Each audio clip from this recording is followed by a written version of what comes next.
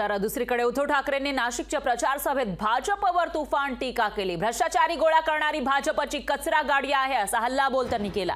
भेदभाव करणाऱ्या मोदींनी शेतकरी गुजरातला पाठवणार असं सुद्धा ते म्हणालेले आहेत। तर भेदभाव करणाऱ्या मोदींना शेतकरी गुजरातला पाठवणार असा हल्लाबोल सुद्धा उद्धव ठाकरेंनी केला आहे। खोट्या डिग्री सारखी खोटी वंशावळ आणू नका असंही ठाकरे म्हणाले। तर तुमच्या आजोबांनी देशासाठी काय केलं ते दाखवा असा सवाल ठाकरेंनी या ठिकाणी भाजपला आणि मोदींना केला। कचरा गाडी येते ना कचरा गोळा करायला, तशी भाजपची गाडी फिरते।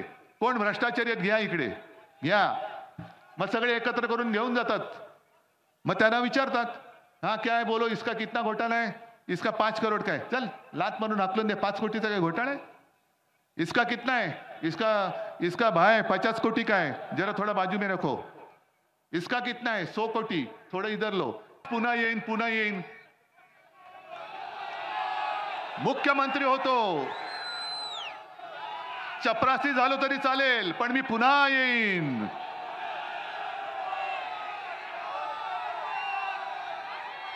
मग हे तुम्हाला पटतंय? मग आमच्याकडे तुम्ही बोट दाखवता काय आम्ही घराणेशाही केली। उद्धव ठाकरे आदित्य ठाकरेला मुख्यमंत्री करण्यासाठी लढतोय, शरद पवार सुप्रिया सुळेला मुख्यमंत्री करण्यासाठी लढतायत। अहो निदान आम्ही आमच्या मुलांसाठी लढतोय आणि मुख्यमंत्री करायचं नाही ते जनता ठरवेल, पण तुम्ही स्वतः किती वेळेला नवरदेव बनून बोल्यावर चढणार ते पहिले सांगा। प्रत्येक वेळेला निवडणूक आली का मोदी बाबा तयार, मुंडवळ्या लावून मीच तिकडे पाठावरती चढणार।